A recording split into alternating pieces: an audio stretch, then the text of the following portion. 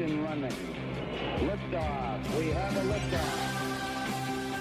Good evening. Welcome. It is Eric Erickson here, Atlanta's Evening News on WSB. This just in, Steve Dixon, the Senior Vice President for Flight Operations from Delta, he retired in October. The President is now going to put him in as Chief of the FAA. So he was a pilot at Delta, Air Force officer, Air Force Academy grad, F-15 fighter pilot. Then he flew planes for Delta and is retired from Delta as the Senior Vice President of Flight Operations, and now he'll be chair of the FAA if he gets through the Senate. That requires Senate confirmation. This Boeing 737 MAX situation is cascading badly for Boeing, and one of the issues that's come up along the way is that the approval of the plane is, or the investigation is happening, rather, while the FAA is without a chief, and the FAA slot has been empty for a while. The president wanted his personal pilot from a 757 in charge. The Senate rejected him, and now the White House scrambling to find someone qualified in that slot. They've landed on Steve Dixon, who I don't think he's from Georgia, but has lived in Georgia here while working for Delta.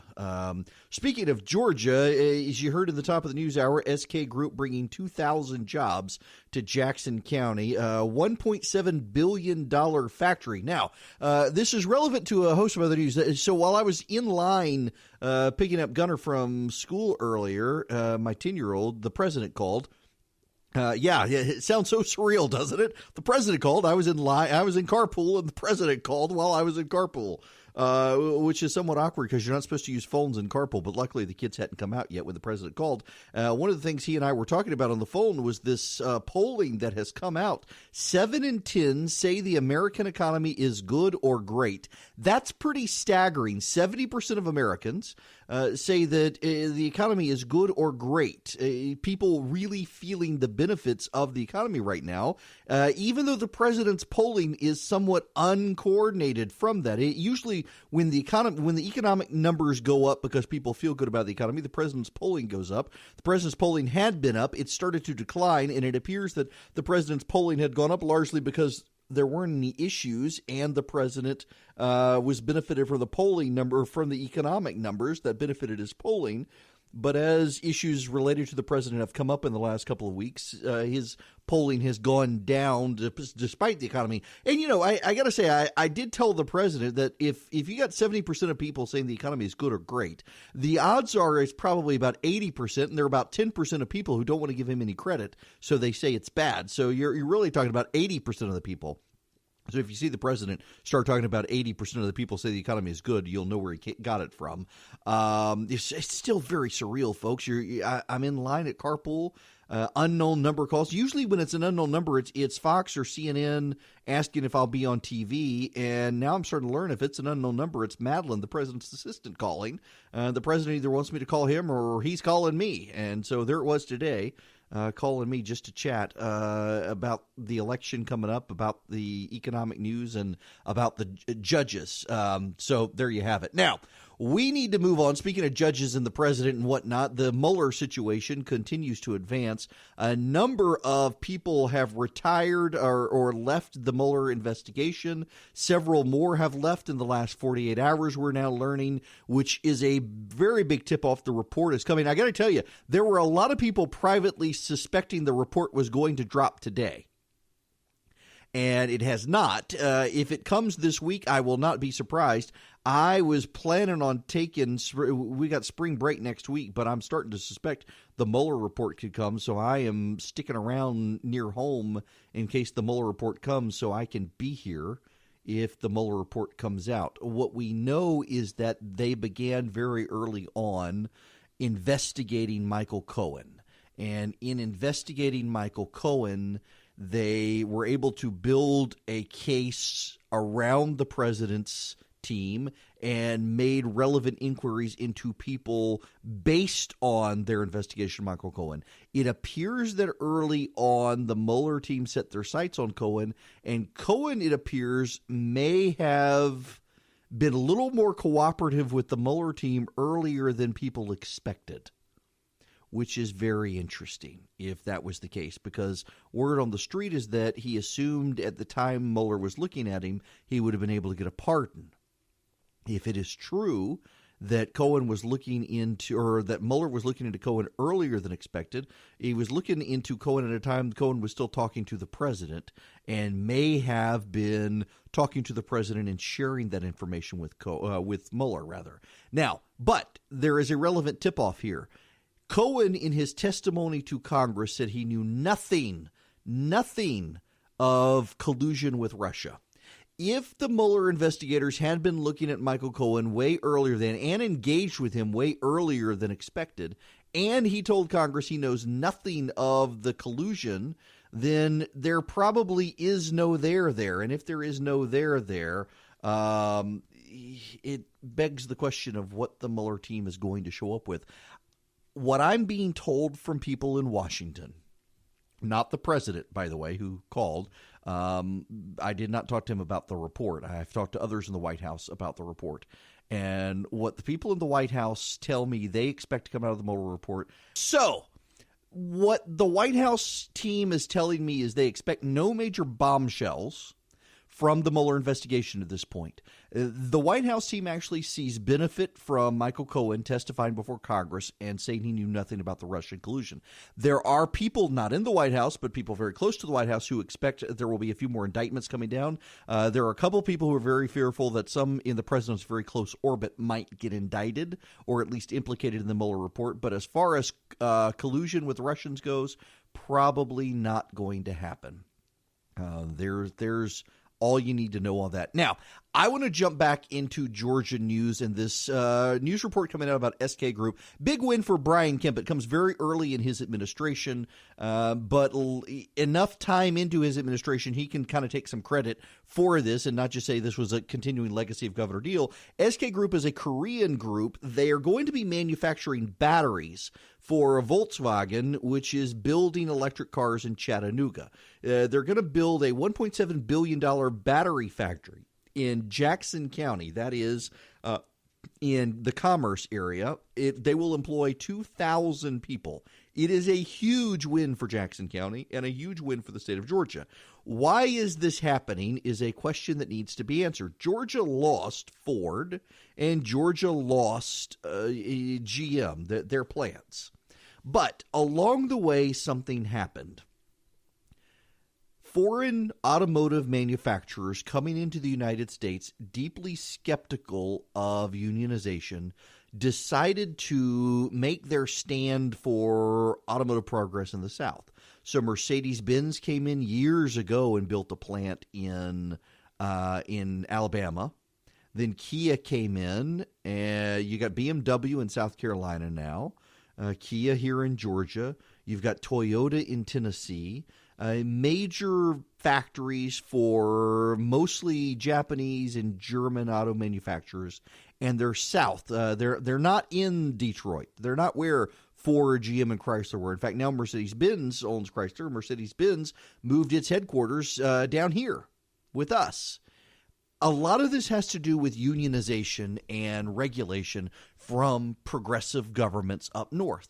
This is something to be mindful of as a state of play moving forward. Democrats in Georgia had in the past very much taken a position that they were good for business. Businesses could, in fact, come to the South, even with Democratic administrations, and they would not have to quarrel with the Democrats. They would not have to fight the Democrats. They would not see sudden drive for unionization. The problem is that many of the Democrats who made those deals have become Republicans over time, or they've left office.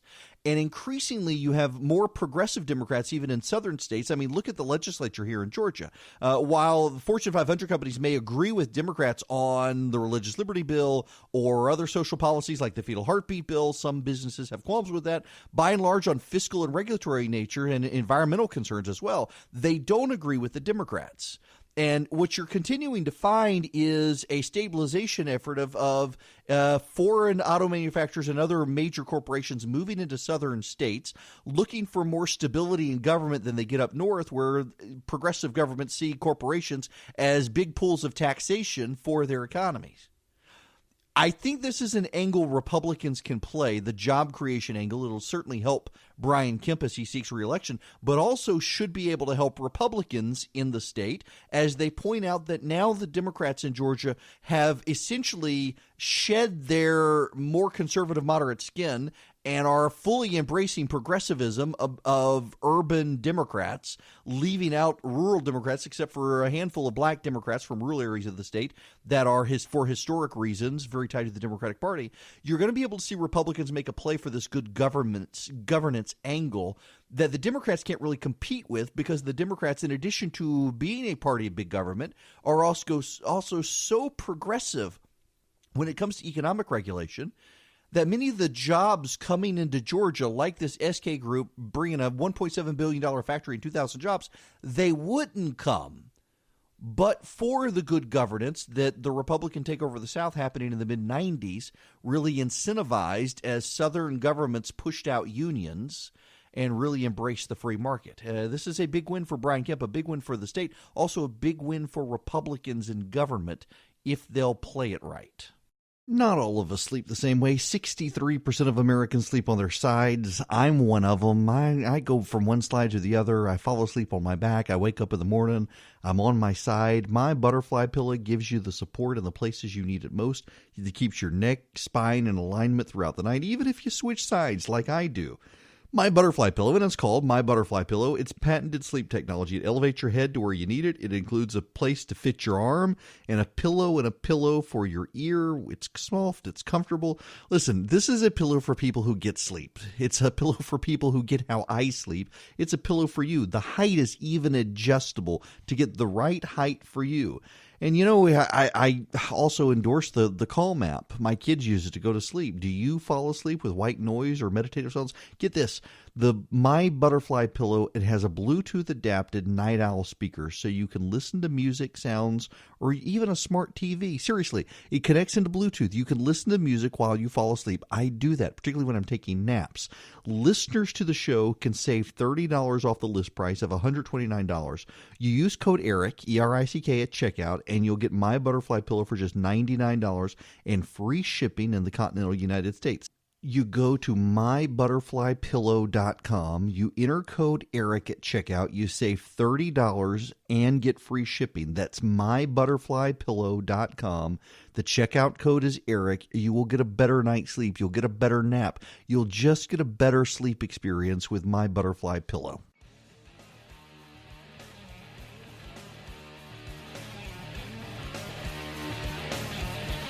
Welcome back. It's Eric Erickson. The phone lines are now open, 404-872-0750, 1-800-WSB-TALK. Huge win for the president today in the Supreme Court. 5-4 decision. John Roberts joined with the other conservatives in a decision authored by Sam Alito.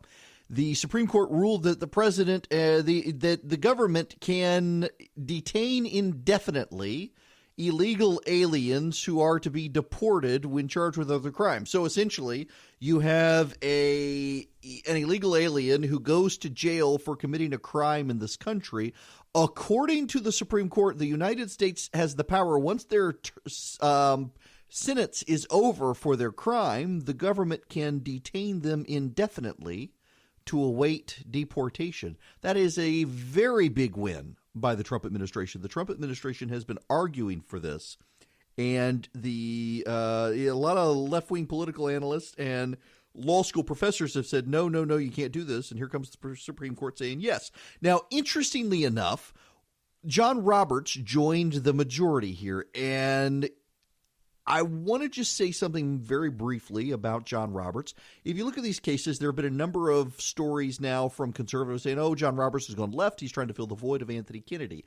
If you look at Roberts' positions from this immigration case to the abortion cases, I understand and share the frustration of conservatives. But I would also note that in every one of these cases, what John Roberts has done is preserve the status quo. There's been no shift in jurisprudential doctrines from the Supreme Court with Roberts now that Kennedy is gone. Roberts standing with the left on the abortion cases, the Planned Parenthood reviews. He actually sided with the status quo. Roberts joining conservatives today in saying that the government can detain indefinitely people who are here illegally and need to be deported, sides with the status quo. It appears to me that, John Roberts and the president, they had that little squabble a while back where the president said that there were Obama judges, and John Roberts on Twitter, and I think he released a statement that was then pushed out on social media, that there were no Obama judges, there were no Bush judges, there were no Trump judges, there were judges of the United States judiciary. And the president fired back at him.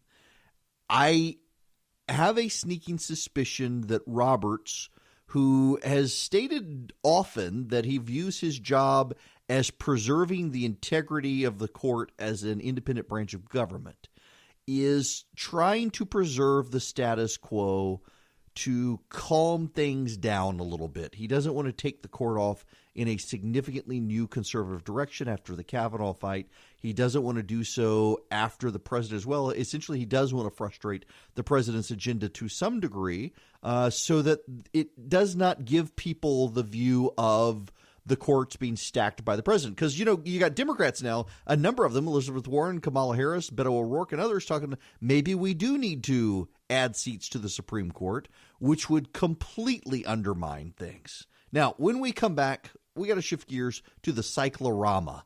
I've seen it. You're going to want to see it too.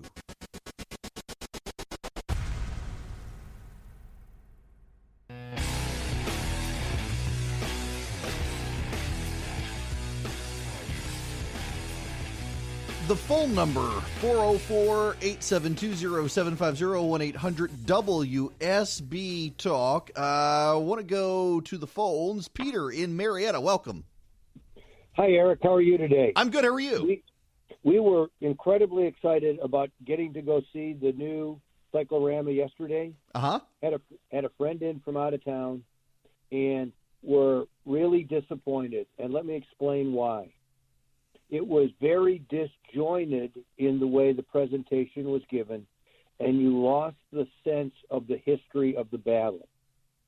I will comment, though, that the repair of the painting and the artifacts surrounding it were outstanding. The speaker at the cyclorama was just randomly talking and pointing out things, and so it didn't seem at all like there was any continuity. Oh, that's interesting, because what time did you go? 11:30 yesterday. Oh, see, we went at the very last showing yesterday, and the speaker was fantastic and walked you all the way around the painting with what was going on in the painting. I thought it was a fantastic experience, which shows you the tour guide matters. And in fact, I got to tell everybody, and Peter, thanks for that. I'm sorry you didn't have that great of an experience that morning, but y'all, I thought it was awesome. The kids were amazed. Okay, so let me back up here and give you the overview of why I wasn't here yesterday. If you missed last week, my daughter's 7th grade class had an overnight trip to Atlanta, where we went into the city, stayed at a hotel, and we went to the zoo. Spent way too much time at the zoo. I'm not a big fan of the Atlanta Zoo. I grew up with the New Orleans Zoo, which is just fantastic. The Atlanta Zoo is good, but it's not my favorite. But we went to the zoo. We went to the CNN Center. Can I just say, just momentarily, God bless the people at CNN and the wonderful tour guides. They were super people. It is a waste of money. It's a tourist trap. The CNN Center, I actually brought the class to WSB this morning and took them all through WSB, showing them down to the computers and the routers that we use to keep everything on air, to the control room for TV, took them on set on TV, because I felt like that they got ripped off with the CNN tour, where you see a kind of fake studio and then not a whole lot. I was really disappointed with the CNN tour, really disappointed. And my daughter, in particular, was super disappointed because she's used to going to CNN with me and seeing the ladies in the makeup room, seeing the green room, being on set, stuff like that. It was disappointing. I got some thoughts on CNN I want to share. We'll get to that maybe if we have time. But the cyclorama, first of all, I had never been to the Atlanta History Center other than I went over there to do an interview, an oral history project. Asked me to come over a while back, but had not actually been into the exhibits. If you have not been to the Atlanta History Center, it's on West Peachtree, next to the St. Regis. It is amazing. The Swan House, amazing. The exhibits, just mind-blowing. The Bobby Jones exhibit, even if you're not a golfer, and my 13-year-old isn't a golfer, but she was impressed with the trophies, the exhibits. It was fantastic. The Civil War section, just mind-blowing in what they have. The ordnance case that they have of ordnance from the Civil War was just crazy how much they had. But I gotta disagree with Peter, who called and said he was kind of disappointed in the cyclorama. My wife, I've been married now. Well, this year we'll be married 19 years in October, and she's been telling me for 19 years we needed to go to the cyclorama, and we just never got around to doing it. Well, it used to be over in Grant Park by the zoo. If you go to the zoo now, it's under renovation, and they've taken in the building that the cyclorama was housed in, and they're going to turn it into an elephant viewing center and something else. The cyclorama was completely restored in 2015 and put in the Atlanta History Museum. It opened, I think, late last year or early this year, rather. And it was mind-blowing. I've never seen anything like it. Now, what is the cyclorama? The cyclorama is a painting in the round, which means it's a cylinder. And to view it, you go up a set of escalators to the inside of the painting. And the painting surrounds you 180 or 360 degrees. It is 50 feet tall and about 350 feet long. It's longer than a football field, and it wraps around. And it bows in slightly at the center, and it provides an optical illusion to make it look more three-dimensional than it actually is. Now, the Battle of Atlanta cyclorama that you go see at the Atlanta History Center was painted 25 years after the Battle of Atlanta. It was painted in Milwaukee by a group that would travel around. This was before theaters, before IMAX, before motion picture at all, before radio even. And cycloramas were the entertainment of the day. And buildings would be built, and cycloramas would travel around the country, and people could go see them. And it was fully immersive. You could walk around and see this painting. You were on an elevated platform, so you were seeing the painting about halfway up. So you look down, and the ground falls away from you. You look up, and the sky falls away from you. It looked very three-dimensional to people, and the paintings were amazing.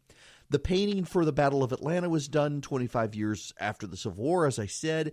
In the late 1800s, early 1900s, it was bought by a man who lived in Atlanta, who brought it down to Atlanta and began advertising it as the only battle the Confederates won that was ever painted. And you're thinking, wait a second, they lost the Battle of Atlanta to Sherman. Yes, well, he repainted it.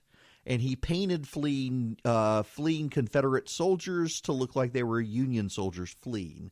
And he advertised it as such. And what he advertised is because everybody knew that the Battle of Atlanta had been lost, that at this particular moment, this was part of the battle that the Confederates won before Sherman set them back. And it was a big thing in Atlanta for a long time, and it kind of fell into disrepair over time. Well, in the 1980s, Mayor Jackson bought the cyclorama and restored it. The first black mayor of Atlanta bought the cyclorama and put it in Grant Park, and the city restored it. And a lot of people said, why on earth is the first black mayor of Atlanta buying the cyclorama, a painting that the Confederates used to say what a grand victory the Confederates had by repainting scenes? Well, he completely restored it, put the Confederate soldiers back losing, got rid of the added American flags that were drawn in to make it look like the Union was losing, really restored the painting to what it looked like originally. And he said, you know what, why am I upset about this painting? It shows a battle where the Union soldiers won. And it became a huge success, but over time it began to fall in repair. And ultimately, the Grant Park area, the people who owned it decided it was time to pass it off to the Atlanta History Center, and they've spent several years restoring it. So, you know, one of the cool things they do now is they project a movie onto half of the cyclorama. Some people have said, in fact, there was criticism early on, this is going to be politically correct. I didn't find it that way at all. what the Atlanta History Center has been able to do with this production that they film onto it that shows you the history of the cyclorama was to give you a sense of both sides. There were sons and grandsons and granddaughters of Confederate soldiers who viewed the cyclorama differently from the children and grandchildren of Union officers, both of whom viewed it differently from the descendants of slaves. And there's only one black person painted into the entire painting. You're talking 50 feet high, 350 feet long, one black person painted in the painting. Now, of course, Sherman refused to use active black soldiers in the Battle of Atlanta. He did not want black soldiers fighting, but they certainly were on the sidelines helping. They were helping get people off the field. They were helping patch people up, etc. But there's only one of them painted. So what this movie does, and it does it in silhouette very, very well, I thought, is it shows you how people over the years, black and white, Union and Confederate, have interpreted the cyclorama, how it was changed to make it look like a Southern propaganda piece, how it was changed back, restored to its original form. I thought they captured it brilliantly. Y'all, I was just awestruck. I had to apologize on Instagram yesterday. I was putting up so many pictures from the cyclorama. There's even Clark Gable in the 1940s, when Gone with the Wind was filmed, came to Atlanta and insisted that he be put in the cyclorama, so they made him a dead Yankee soldier. And you can see Clark Gable's body there as part of the cyclorama. It's just, I was amazed. I really, really was amazed. If you have not been, you need to. It is worth every penny to go. I don't know how much it costs. We were on a school trip, but it is worth it. Go see the cyclorama. And Peter was called in, said he was a little disappointed with the way the tour guide worked. I thought in the afternoon it was an amazing tour. Really showed where the battle was, where you were seeing it. What part of Atlanta you could see the state capitol off in the distance, where everything was, walked around the painting, kind of give you the lay of the land of how the battle unfolded. I was amazed. I very much recommend it. And yes, I have devoted an entire segment here to tell you about the cyclorama. My wife has been telling me for 19 years I needed to see it. I'm ready to go back next weekend and see it again, because you can't see it all in one setting. We were there for an hour, and you cannot take in this entire painting in an hour. It was amazing. You need to go see it. The Atlanta History Center, well done indeed.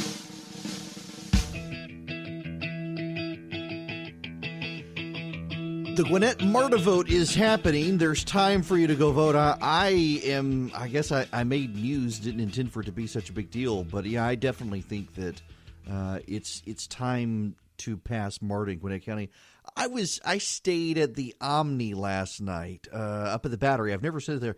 Fantastic hotel. I normally stay in Buckhead. I may have to make that where I kind of stay when I'm in the city. It was great. The hotel was great. The Battery is just so well done.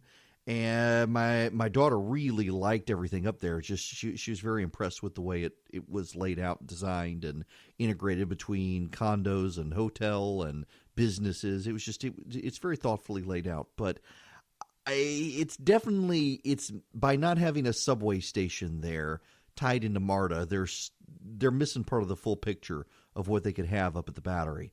And I think Gwinnett is missing part of the picture as well, and I'm certainly in favor of it. I'm in favor of it largely because I think that it's going to happen one way or the other. Those of you who are free market, small government people, you have a shot to play a role in the development of public transportation expansion in Gwinnett County. You're going to miss out otherwise, so very much hope you go out and support it. But whether you do or you don't, if you're opposed to it still, you got time to vote if you're in Gwinnett County. Get over and vote on MARTA expansion in Gwinnett County. It'll be a subway line, and it'll also be a separate designated road for buses. So basically it'll be trains with tires in a separate line. Worth supporting, I think. When we come back, the fetal heartbeat bill is making its way through the legislature, and the Beto O'Rourke fascination from the media seems to be disappearing quickly.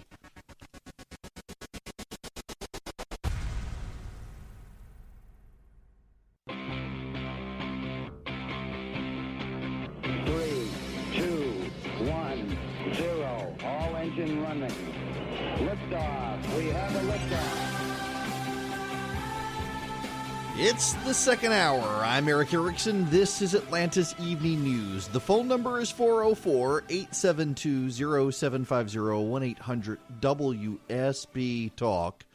I'm going to detour here and go on and jump into something that I really, it was, if I had been here yesterday, I'd wanted to talk about it, and so you'll just have to, we'll get to Beto here in a little bit, and the fetal heartbeat bill here in a little bit. A number of people over the weekend asked me, or expressed frustration, some asking questions as to why it was so. A lot of the media coverage of the New Zealand mosque shooting noted the shooting in Charleston at the church there, the shooting at the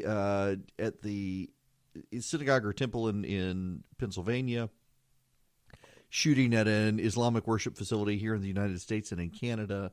And people were saying, what about Sutherland Springs?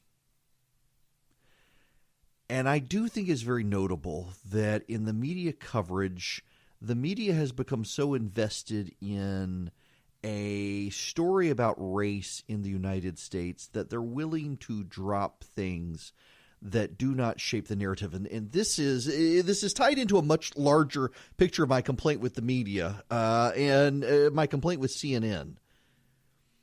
It seems to me that the modern American media is much more interested in telling stories that conform to certain beliefs, and they are willing to ditch topics and facts that undermine the narrative.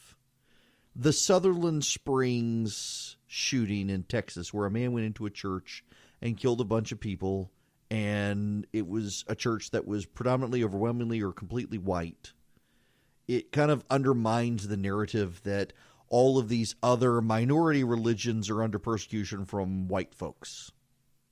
The same in Egypt and throughout the Middle East, but particularly in Egypt, there have been a number of attacks on Coptic Christian churches. Coptic Christians, one of the oldest Christian denominations on the planet. Christians were in Egypt and Ethiopia before they were in Rome. You have the story of Philip in the Bible, met by an angel. You have the story of others in the Bible heading into Africa from the Holy Land after Christ's resurrection. The earliest Christian churches were in Africa, free of Roman persecution by and large. They were able to establish, and they are under nonstop threats and persecution.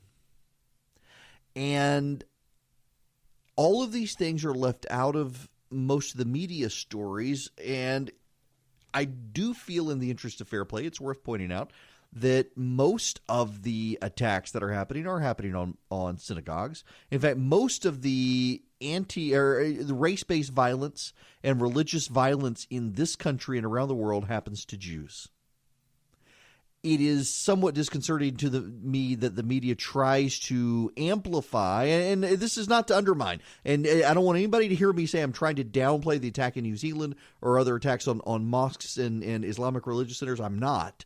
What I am saying, though, is that the media sometimes elevates them to almost make it look equal, that there is an equal threat to Islam and an equal threat to Judaism around the world from violence, and that's not actually true. The bulk of religious violence around the world happens to Jews.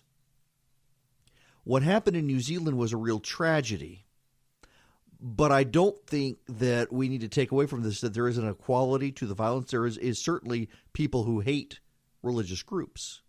But the persecution of Jews around the world continues to escalate, including in this country. Religious-based violence in this country more often than not happens against Jews. At the same time, what about the Christians? Well, it's worth talking about that as well. And a buddy of mine just texted me, don't forget the Nigerians. Yes, the violence against Christian churches in Nigeria as well, equal to or worse than what's happening in Egypt, given the Islamic terrorists there. But this gets into a larger critique of the media that we need to dwell on. I mentioned earlier, disappointed by the tour at CNN.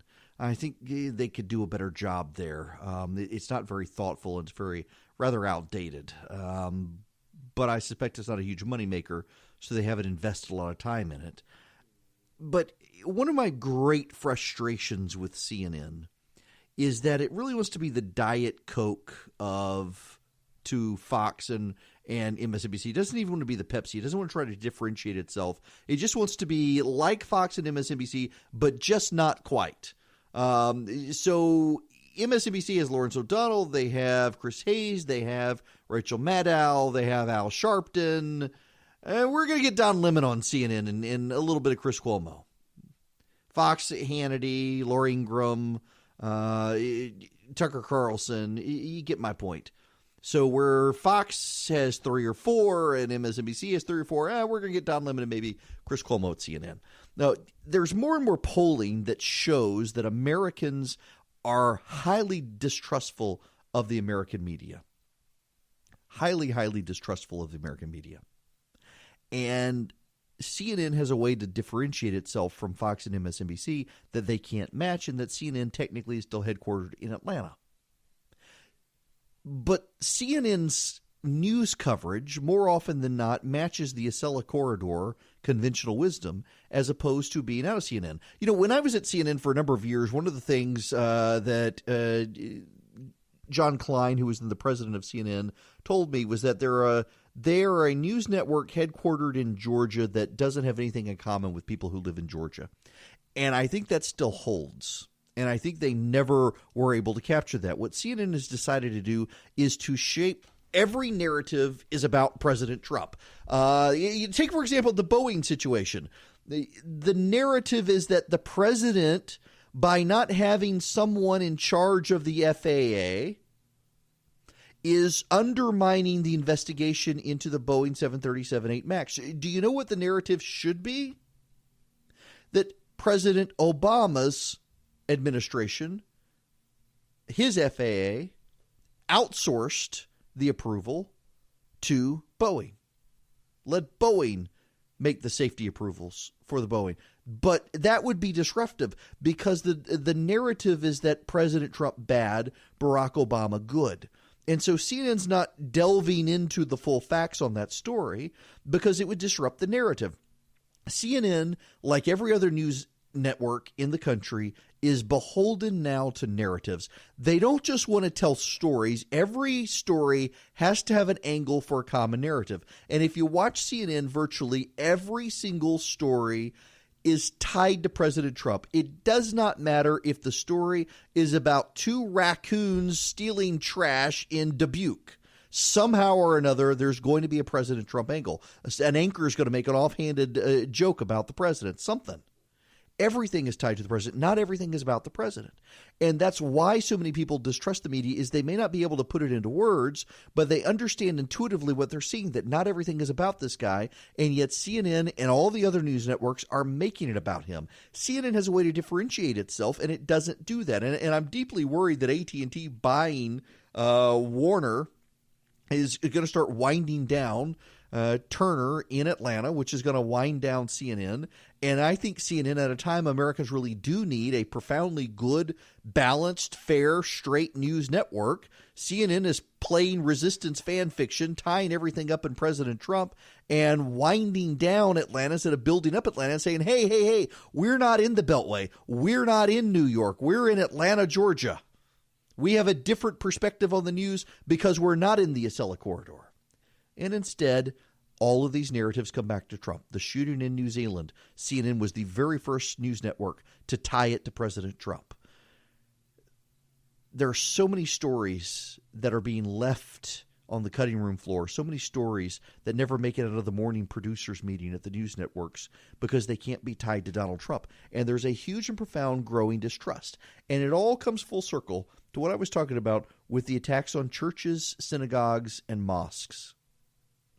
The media has willfully ignored the violence against Sutherland Springs, against the Nigerian and Chinese and Egyptian Christian Coptic communities and the like, because they can't tie that into an overarching narrative that because of Trump, violence against minorities is on the rise.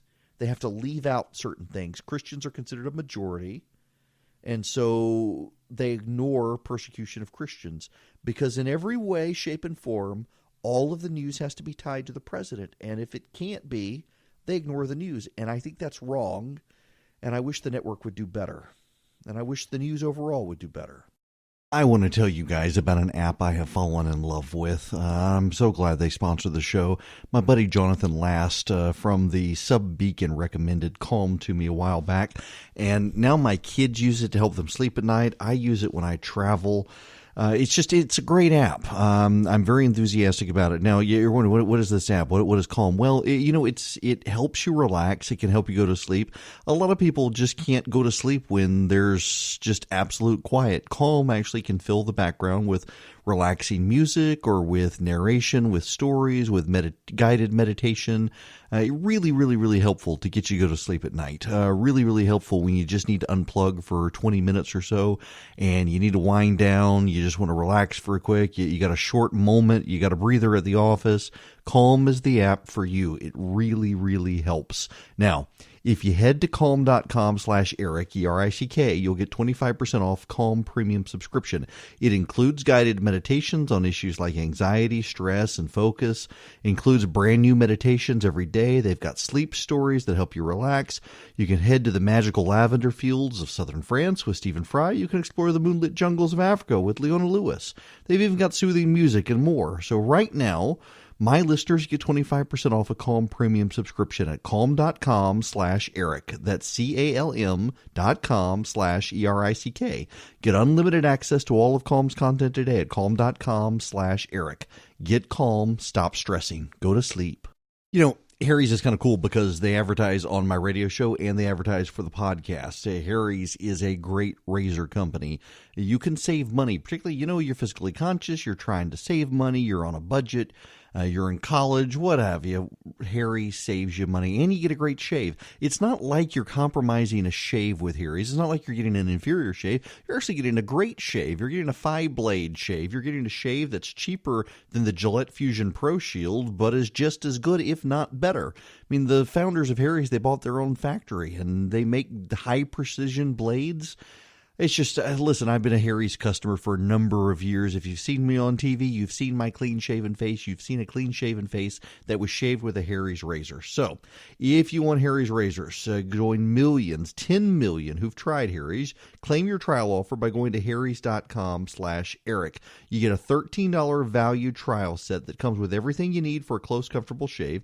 You get a weighted ergonomic handle, a 5-blade razor with lubricating strips and trimmer blade, rich lathering shave gel, travel blade cover. Listeners of my show can redeem the trial set at harrys.com/Eric. Make sure you go to harrys.com/Eric to redeem your offer and let them know I sent you to help support the show.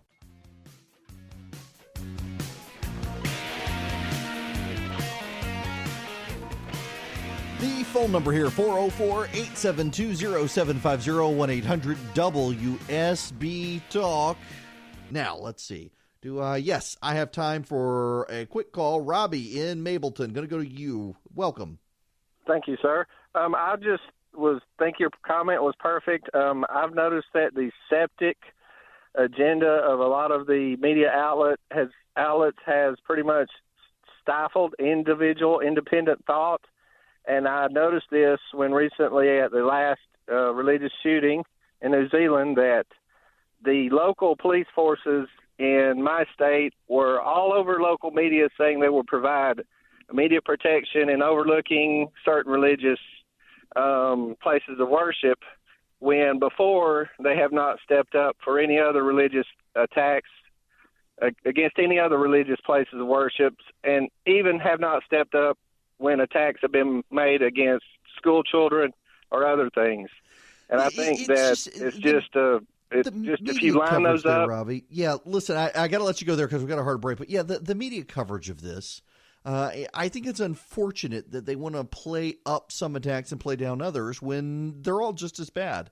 The Sutherland Springs shooting was awful, but you don't hear about it in the media because it doesn't conform to the narrative.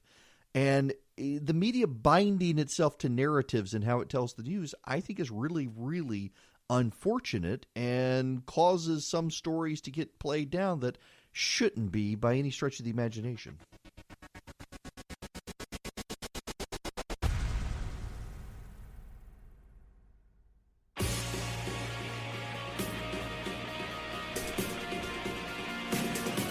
It is Atlanta's Evening News. I'm Eric Erickson. The phone number, 404-872-0750, 1-800-WSB Talk. And I'm going to the phones to Ken in Peachtree Corners. Welcome. Hey, Ken. Yes, sir. Hi there. Good afternoon. I'm sorry I didn't pick up. Usually your voice changes when you come on the air. But, That's not a problem. Good to talk to you. I won't call in because I've been listening to you for a while. I wouldn't like calling if I didn't have something, at least in the nature of a disagreement. All right. And I was pleased when you finally did say something on the air about the Gwinnett transit vote.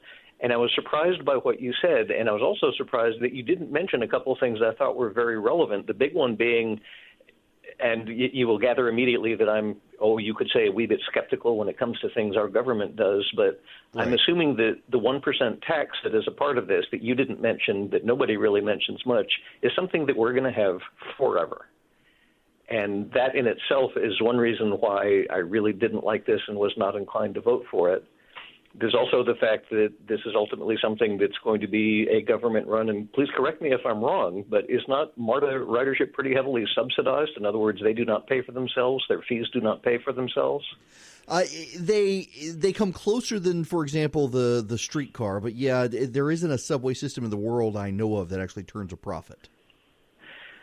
I don't want it to turn a profit. I just don't want to have to keep paying for it on top of an additional sales tax. And that ultimately was why, despite your arguments, and I have some sympathy for your arguments, but saying something like, well, it's going to happen sooner or later, so just, grit your teeth and do it now, that doesn't really seem like a good logical reason to do something like this. I'm sorry. I would say that that's a slight mischaracterization from what I'm saying. I appreciate your skepticism of it, though, and share your skepticism of government projects. My issue is why do it now rather than later is because if you do it now, it's going to happen eventually, I think, with the Democrats. The demographic shift in Gwinnett County pushing and again, I'm not saying demographics is destiny. I'm just saying the Republicans seem to have no plan to combat this shift in Gwinnett County. It seems like they're writing it off in the future. The issue is that if Republicans in Gwinnett County go on and embrace MARTA now, they will be able to have a say in shaping it so that your concerns about, for example, the sales tax being forever, and it probably will be, I think Ken's right here, your concerns about it, though, can be shaped. If Republicans cross their arms and say, you know what, no way, we're not doing it, you can dig a tunnel under Gwinnett County and put a train there over our dead bodies. Eventually your bodies will die, and they will build that train, and you will have no say in it. Right now, while Republicans still are a meaningful part of the constituency of Gwinnett County, they can have a say in shaping it. They can have a say in the 1% sales tax. They can have a say in the lines. They can have a say in all of these things that they will no longer be able to have a say in. If they cross their arms, say, absolutely not, we're not going to do it, and the Democrats just wait them out and say, you know what, who needs bipartisanship? The Republicans put this off forever, drove up costs. It's their fault. Now we're doing it. It's going to happen. So do you want to stake in it? Do you want to shape the conversation? Do you want to steer the policy? It's now or never in that regard. So why do I say that MARTA is going to happen in Gwinnett County eventually? It is a huge issue for Democrats. And as the county trends to the Democrats, they're making it more of a priority. And as voters are younger, here's a key fact. Ken, I don't know how old you are. I can't see you on your phone, but your voice suggested you're older than a millennial. And millennials are embracing public transportation. And as older voters become a smaller group of the voter pool, younger voters are increasingly supportive of public transportation. So demographically, data-wise, it's probably going to happen. Here's another reason it's going to happen. Tell me where you're going to build a new highway system in Gwinnett County. Anybody? Anybody going to take someone's private business and build a highway? Gwinnett County is still growing. Average commute times in Gwinnett County continue to go down. Within the next decade, if we don't do this in the Gwinnett County corridor from 285 up to Jimmy Carter Boulevard, which is where this rail line is going, if we don't do this, the average commute time is going to be less than 20 miles an hour. So those of you who are driving into Atlanta, and again, facts change, events change things, that's true. but just where we are right now with population growth, with the continued trends of revitalization in the downtown and Buckhead corridor, and people living in the suburbs, including Gwinnett County, heading downtown and to Buckhead and to Midtown, your average commute time is going to be less than 20 miles an hour on 85 in that section. Because we can't build any more roads in that area without taking businesses, and the cost is going to be huge. So we got to do something. And it makes sense to me that if you tunnel under it and put a train in, and you load up the trains with people and shoot them down a train corridor that's underneath the roads so they're not interrupting the flow of traffic, it makes sense. Go to New York, go to London, go to Chicago, go to Paris, go to Washington. You're going to see subway systems that carry tons of people into the city center to do business. We don't have that in Atlanta. Well, we have a poor man's version of it with the way MARTA works now. So I am in favor of the subway. Ken's concerns are all legit. That 1% sales tax, no, if you approve it, it may never go away. Now, it'll always be bound to supporting public transportation. They won't be able to reauthorize it for something else the way the referendum has worked. That's absolutely right. And it's never going to turn a profit. You're always going to subsidize. But then that's the same thing that happens with roads. People talk about it as subsidization. But remember, every time you fill up your tank of gas, you are paying a fee, an excise tax, that goes to subsidizing roads because the roads aren't breaking even either. So you're either doing it for rail or you're doing it for roads. You don't want to do rail. Eventually, you're going to take some of that excise tax that's maintaining your roads and take it away from maintaining the roads to build new roads. So the current roads are going to decrease in quality, and you're going to be taking people's private businesses away. You know, the only people who come out good in that deal are the people with electric cars because they're not paying for gas. So we're totally subsidizing them. That also is probably something at some point, if the rise of electric cars continues, we're going to have to think about.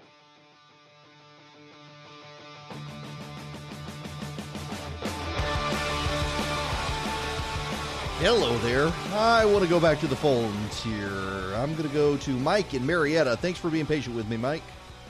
Hey, Eric. Hey, good show this afternoon. Thank you. And first of all, congratulations on your call today. Thank you very much. Yeah, I've heard for years that Jamie's the most connected man in Washington. Apparently not. But anyway, the Texas shooting, we don't hear about that, I guess, because is that not the one that was stopped by a good guy with a gun? Oh, yeah. Listen, in addition to being a group of white Christians who were killed, it was an NRA instructor who was able to stop the bad guy. Yeah, exactly. And by the way, I've been meaning to call you and see when can we get Georgia or go down the path of getting Georgia to be the 17th constitutional carry state. Oh, we need to. Listen, as long as David Ralston is speaker, I don't think that's going to happen, though. He's so actively opposed to constitutional carry. I'm a big proponent of it. Mike, thanks very much for the phone call and for being patient. You know, by the way, I should mention that the state house continues behind the scenes to mull David Clark's resolution on ousting David Ralston. The pressure, at least, is useful for fetal heartbeat, and I'm sorry I wasn't able to get to that tomorrow. We're going to have to spend time on this, the fetal heartbeat legislation tomorrow, because there's news on that front that's coming. It looks like it's going to be up for a vote in the Senate on Friday. So I'll bring you the details about it tomorrow of the state of play and what pro-abortion activists are doing in the state capitol. In fact, several members of the state legislature have been inviting people, don't bring your kids to the legislature. The environment is so hostile down there with these pro-abortion activists. I'll fill you in tomorrow, so come back then.